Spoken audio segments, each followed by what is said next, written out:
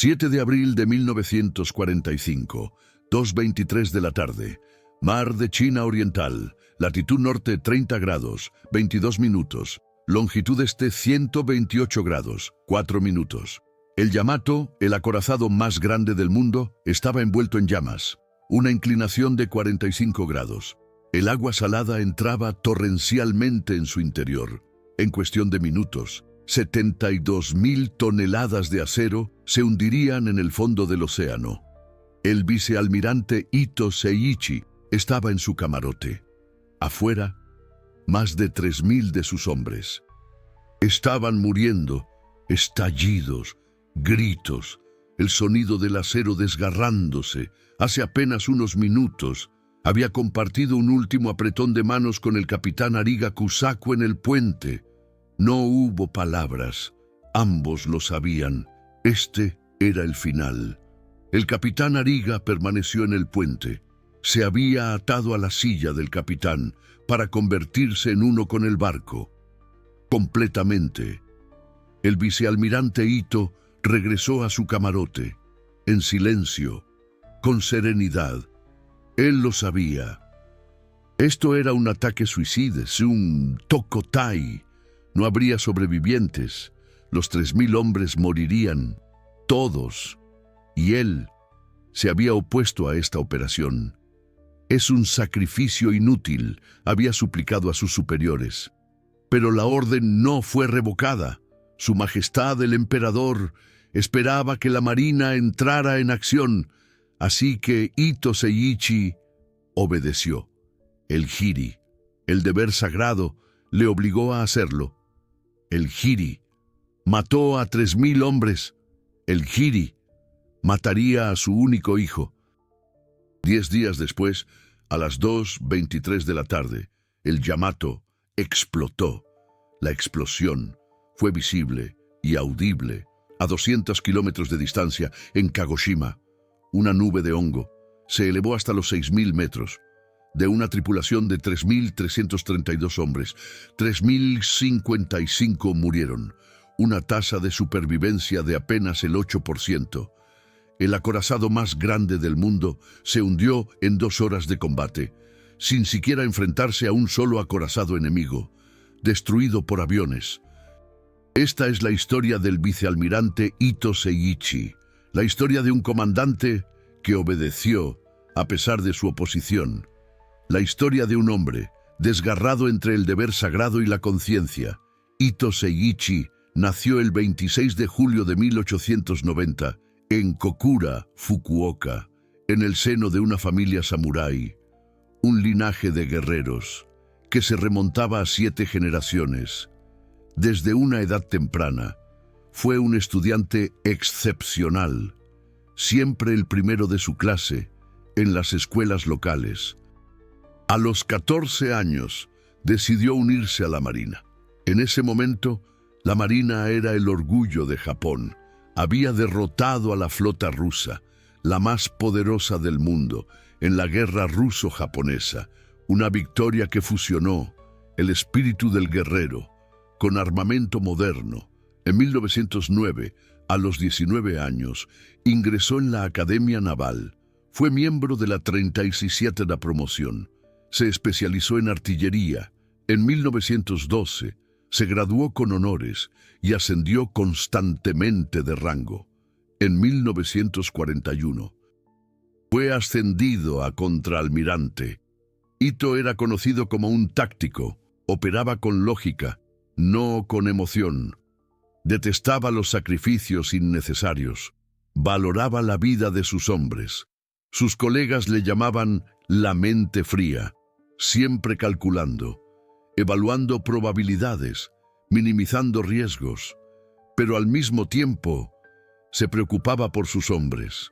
Nunca daba órdenes descabelladas. Creía que si un hombre debía morir, su muerte debía tener un significado. En 1944, el vicealmirante Ito Seiichi fue nombrado comandante en jefe de la segunda flota. Su flota incluía al acorazado Yamato, el acorazado más grande del mundo, la culminación de la destreza tecnológica japonesa. 263 metros de eslora, 72.000 toneladas de desplazamiento, una tripulación de 3.332 hombres, armado con 9 cañones de 46 centímetros, la artillería naval más grande de la historia. Su blindaje era el más fuerte del mundo, pero en 1945 la guerra había cambiado. Era la era de la aviación. El vicealmirante Ito lo entendía. No importaba lo poderoso que fuera el Yamato, no podía prevalecer contra un enjambre de aviones. Por eso, en abril de 1945, cuando sus superiores ordenaron la Operación Tengo, él se opuso. El plan era un ataque suicida, lanzar el acorazado Yamato contra Okinawa, bombardear las fuerzas estadounidenses, hacer encallar el Yamato en la playa y luchar hasta el último hombre. Solo había suficiente combustible para el viaje de ida, un Tokotai marítimo con 3.332 almas. El vicealmirante Ito se presentó ante el Estado Mayor Naval. 5 de abril de 1945. Tokio. Esta operación no tendrá éxito. El Yamato será hundido antes de llegar a Okinawa. La superioridad aérea pertenece totalmente a las fuerzas estadounidenses. Apenas tenemos escolta aérea. El resultado es claro. El Yamato se hundirá. Más de 3.000 hombres morirán.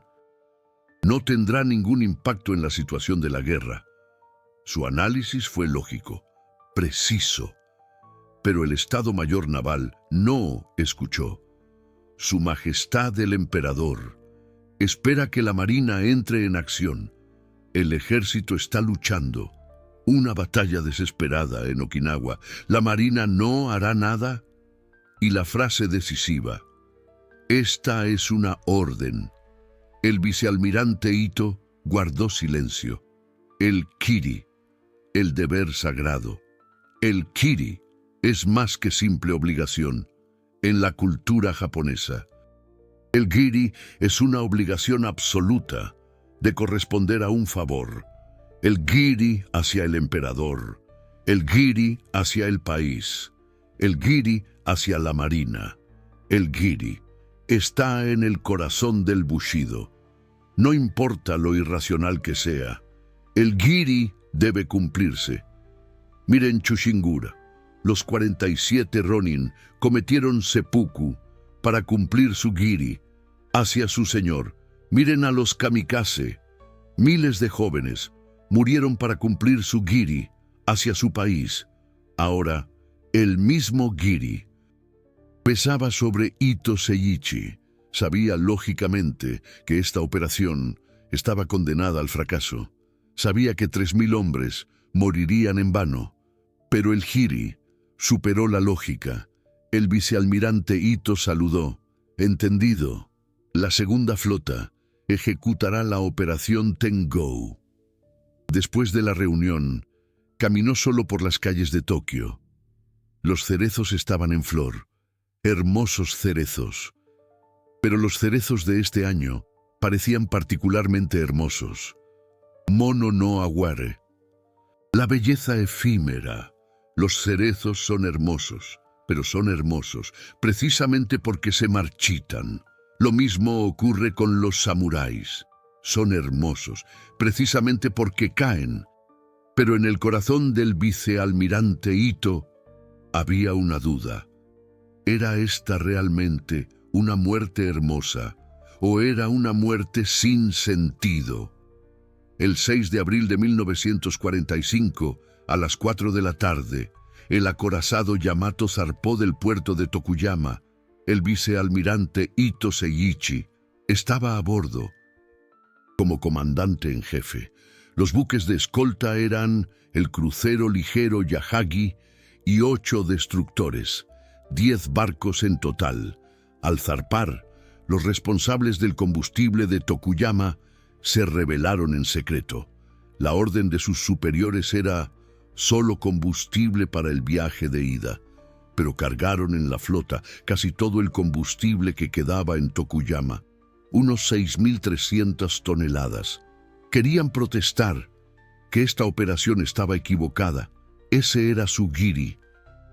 No su giri hacia las órdenes, sino su giri como seres humanos, su giri hacia los 3.000 marineros. Después de la partida, el vicealmirante Ito transmitió la orden de operación a todos los barcos. Esta operación es un ataque suicida. No esperen sobrevivir, pero su sacrificio será grabado para siempre en la historia de Japón. Gritos de Banzai resonaron en todos los barcos, pero los oficiales de comunicaciones dirían más tarde que había una profunda tristeza en la voz del vicealmirante. La flota atravesó el mar interior de Seto. Al atardecer, pasaron por hermosas islas. Para muchos tripulantes, esta fue la última vez que verían Japón. Un marinero estaba de pie en la cubierta, mirando su ciudad natal. Su madre estaba allí, su hermana estaba allí. No las volvería a ver. Un ingeniero miró una foto. Su esposa recién casada. Llevaban apenas 2 meses casados. Un artillero escribió una carta a sus padres. Su hijo morirá como un guerrero. Pero la carta nunca llegó. Al día siguiente se hundió con el Yamato. A las 8:23 de la mañana del 7 de abril, un avión de reconocimiento estadounidense avistó la flota.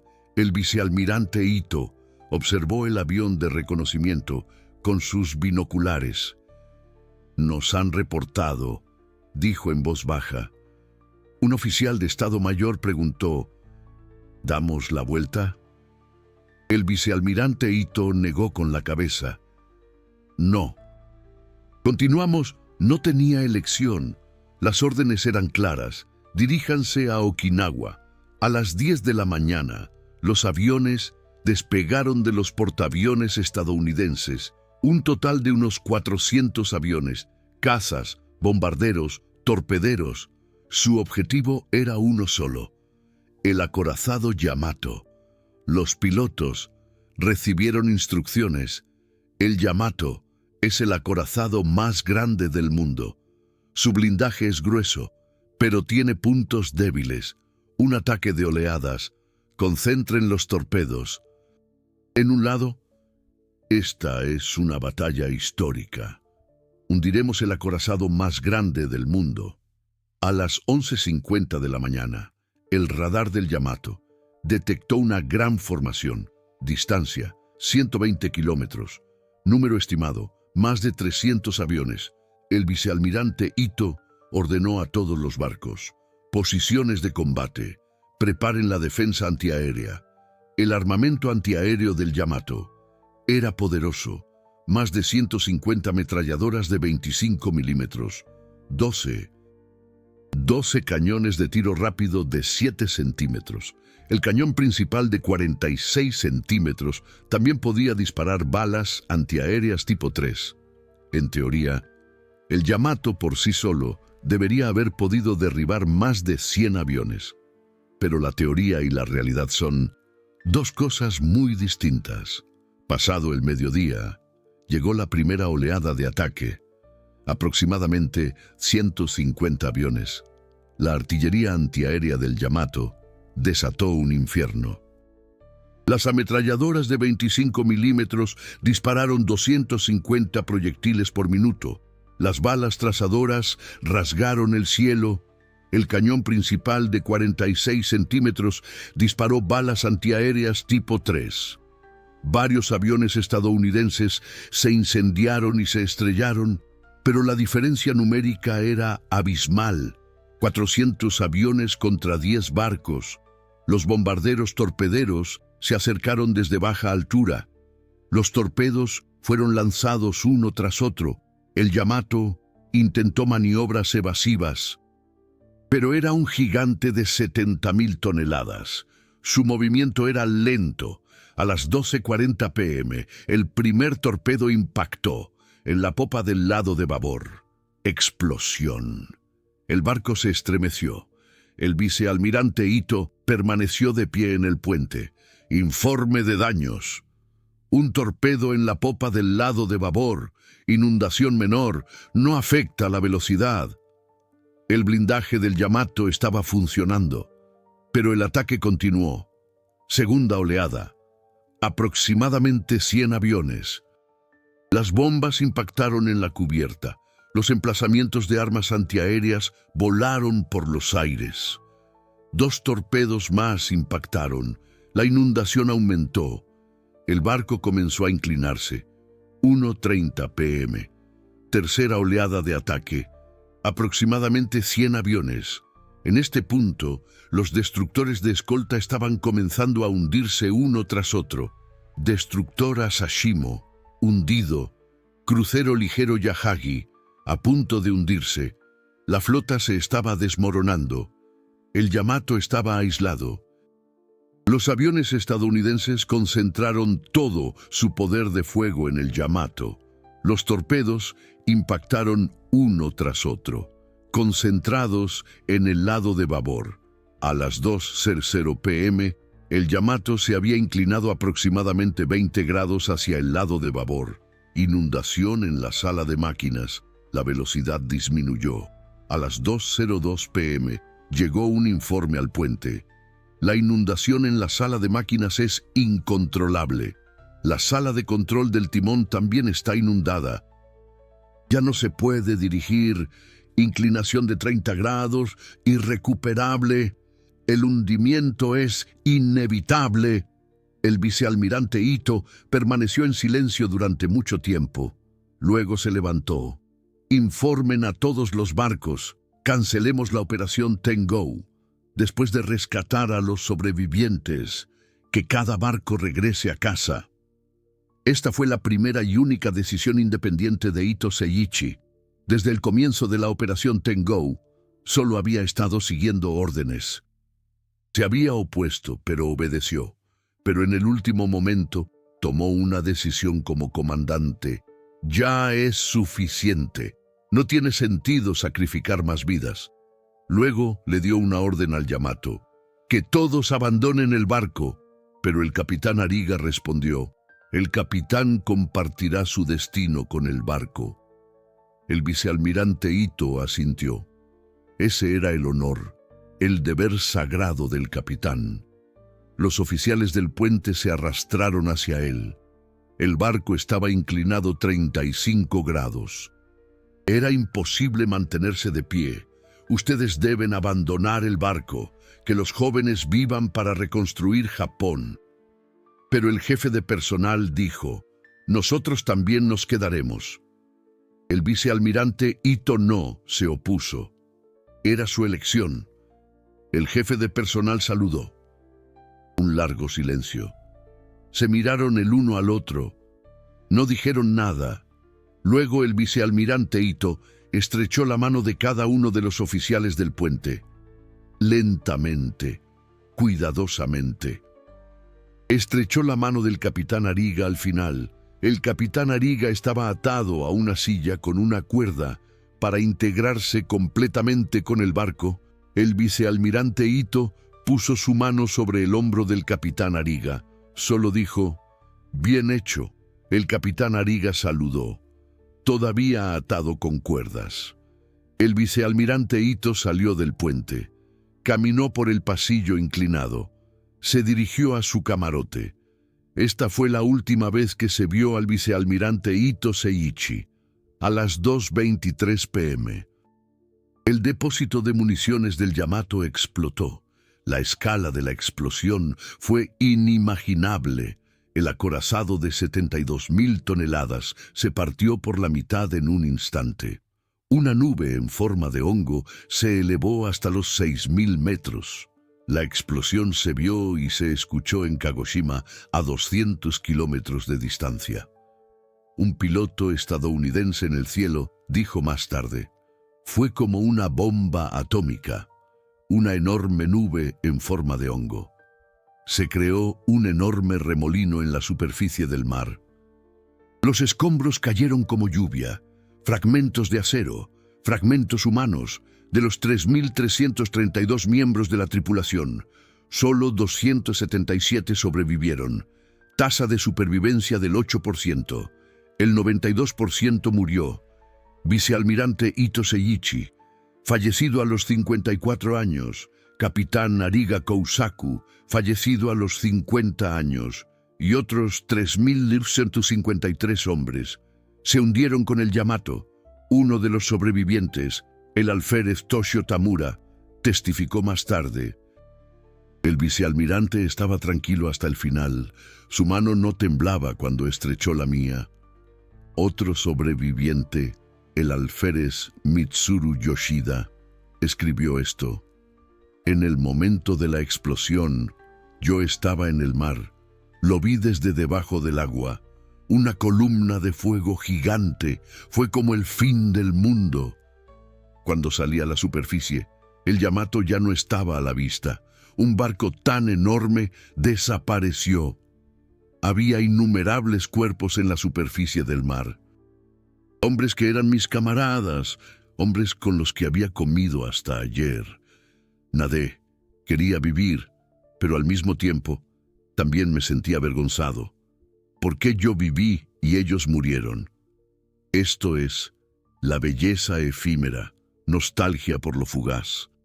El sufrimiento de los sobrevivientes, el peso de estar vivo. Pero la historia no termina aquí. El vicealmirante Ito tenía un hijo. Su nombre no está en los registros, pero sabemos que existió, según los registros. Estaba en el cuerpo aéreo de la Armada, probablemente de poco más de 20 años. Eligió ser militar como su padre. Cuando su padre se hundió con el Yamato, su hijo probablemente estaba en una base aérea en Kyushu, preparándose para la operación Kamikaze en Okinawa. ¿Qué pensó cuando supo de la muerte de su padre? No hay registros, pero podemos imaginarlo. Sintió el honor, el deber sagrado. Honor, deber sagrado hacia su padre. Su padre murió por el honor, el deber sagrado. Ahora era su turno. 17 de abril de 1945, 10 días después de la muerte de su padre, el hijo del vicealmirante Ito partió en una misión kamikaze cerca de Okinawa, en un avión cero, combustible solo para el viaje de ida, cargado con una bomba de 500 kilogramos. Se acercó a la flota estadounidense. El fuego antiaéreo lo recibió. Los detalles son desconocidos, pero el resultado es claro. Murió en batalla. El honor, el deber sagrado mató al padre. Y 10 días después, mató al hijo. La familia Ito perdió a 2 hombres en un mes. El padre, 54 años. El hijo, probablemente de poco más de 20 años. Este fue el precio del honor, el deber sagrado. Este fue el precio del bushido. Después de la guerra, solo quedaron la viuda y las hijas en la familia Ito. Frente a ellas había 2 tablillas conmemorativas, el padre y el hijo. Ambos murieron por el honor, el deber sagrado. Después de la guerra, Ito Seiichi fue ascendido póstumamente a almirante, un ascenso después de la muerte. Pero ¿qué le trajo el honor a su familia? 2 tablillas conmemorativas, oraciones diarias y una tristeza interminable. Y ahora, 80 años después, debemos preguntar, ¿es el vicealmirante Ito un héroe o una víctima? Él se opuso. Tenía razón lógicamente. Sabía que la operación Tengo fracasaría, pero obedeció. ¿Por qué? Honor, deber sagrado. El honor, el deber sagrado es un concepto hermoso. Pagar la bondad, cumplir con las obligaciones, proteger el honor. Pero el honor, el deber sagrado puede ser ciego. Miren la operación Tengo. 3.055 hombres murieron. No tuvo ningún impacto en la situación de la guerra. El Yamato ni siquiera llegó a Okinawa. Las pérdidas estadounidenses fueron solo 10 aviones. ¿Fue en vano o tuvo sentido? Aquí les pido a ustedes, a todos los que apoyan este canal. Ahora conocen la historia de un hombre No solo un registro de batalla, un comandante que obedeció a pesar de oponerse, un hombre dividido entre la lógica y el honor, el deber sagrado, y la historia de 3000 hombres que murieron con él, y la historia de su hijo que murió 10 días después. Contar historias como esta requiere una enorme cantidad de tiempo y esfuerzo. Investigación de materiales históricos, registros de la Marina de los Estados Unidos, materiales del Instituto Nacional de Estudios de Defensa de Japón, recopilación de testimonios de sobrevivientes, entrevistas respetuosas con los familiares, comprensión del contexto cultural. ¿Qué es el honor? El deber sagrado. ¿Qué es el bushido? ¿Qué es la belleza efímera, nostalgia por lo fugaz? Estas cosas no se transmiten simplemente traduciendo palabras. Y sobre todo, representarlos como seres humanos, no solo como números. 3055 no es una estadística. Son 3055 vidas, 3055 familias. Super Thanks no es solo apoyo. Están diciendo, su sacrificio no debe ser olvidado. La historia debe contarse con precisión y humanidad. Se convierten en guardianes de esta memoria. Se aseguran de que la historia del vicealmirante Ito y los 3000 hombres se cuente como una historia humana, no solo como una estadística. Murieron obedeciendo el honor, el deber sagrado. Debemos cumplir con el honor, el deber sagrado de la memoria. Hoy, en Japón, la evaluación de Ito Seiichi está dividida. Está consagrado en el santuario Yasukuni, como un espíritu heroico. Pero los historiadores discuten. Los historiadores conservadores dicen, el vicealmirante Ito cumplió con su deber como militar. Es deber de un militar obedecer las órdenes. Los historiadores liberales dicen, dejó morir a 3000 hombres sabiendo que estaba equivocado. Debería haberse resistido. ¿Quién tiene razón? La verdad es probablemente ambos.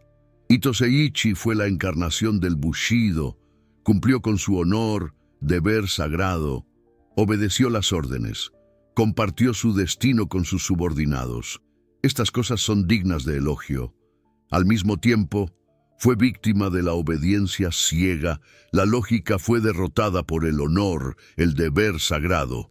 3000 vidas fueron ofrecidas en nombre del honor. Estas cosas deben ser criticadas. ¿Es contradictorio? No. Los seres humanos son seres contradictorios, especialmente en el extremo de la guerra. Esta es también la contradicción central de la cultura japonesa: honor, deber sagrado y la vida humana, honor y racionalidad, tradición y realidad. Esta contradicción continúa hoy. Miren la cultura corporativa japonesa moderna, karoshi, largas horas de trabajo. El honor, deber sagrado a la empresa, sacrifica la salud personal. ¿Qué debemos aprender de la operación Tengo?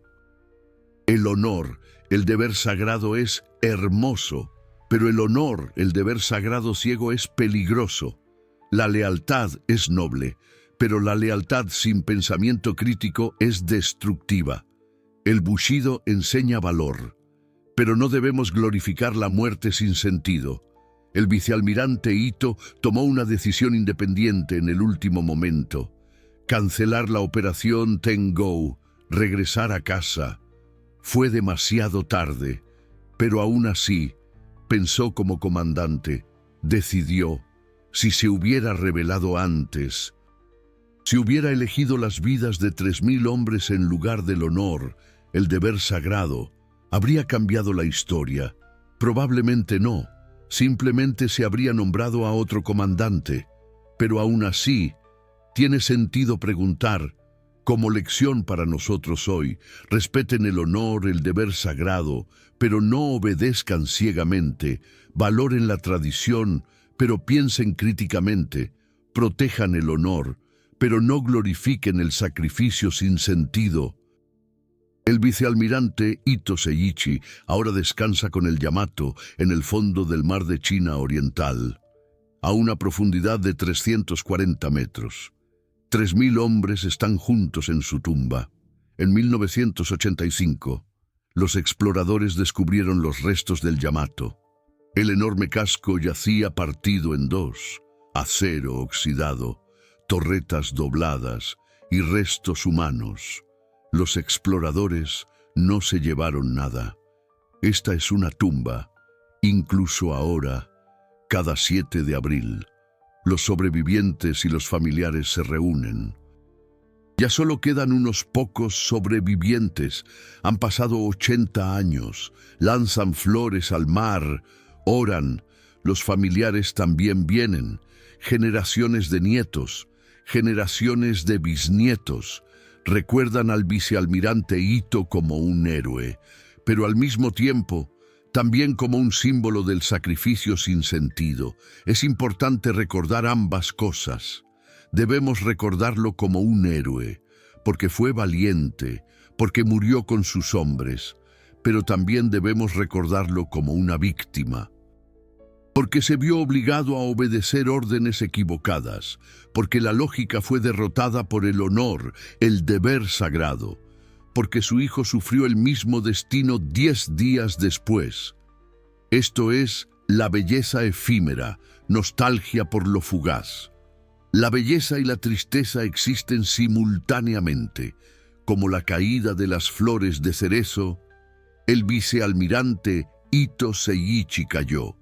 Con 3.000 hombres, su hijo también cayó 10 días después. ¿Es hermoso? En cierto sentido, sí. Cumplió con su honor, deber sagrado. Encarnó el Bushido. ¿Es triste? Absolutamente, sí. 3.000 hombres murieron. Fue sin sentido. Su hijo también murió. Ambos. Y ese es el corazón de la historia japonesa. Honor, deber sagrado y sacrificio. Honor y tragedia, belleza y sinsentido. Debemos recordar todo, sin glorificar, pero sin olvidar, con respeto, pero críticamente. Esta es la lección que nos dejó el vicealmirante Ito Seiichi. Un hombre que obedeció a pesar de oponerse. Un hombre dividido entre la lógica y el honor, el deber sagrado. Y un hombre que, al final, aunque demasiado tarde, tomó una decisión independiente. ¿Cómo toman su historia?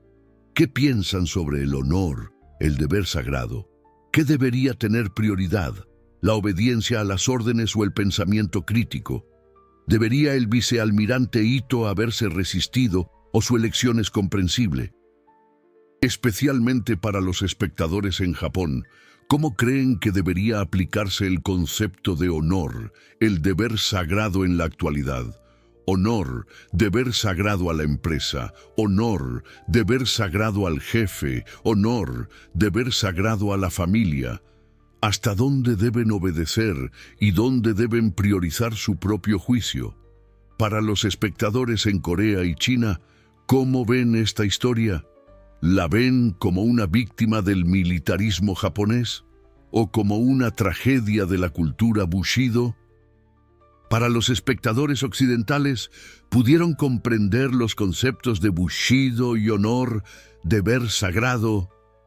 ¿Hay conceptos similares en su cultura? Discutamos con respeto en la sección de comentarios. Esta no es una historia sencilla. No hay respuestas fáciles. Por eso el diálogo es importante. Compartamos diferentes perspectivas. Aprendamos unos de otros. De eso se trata aprender historia. Conocer el pasado, comprender el presente y construir el futuro. Para que el sacrificio del vicealmirante Ito Seiichi y los 3.000 hombres no sea en vano.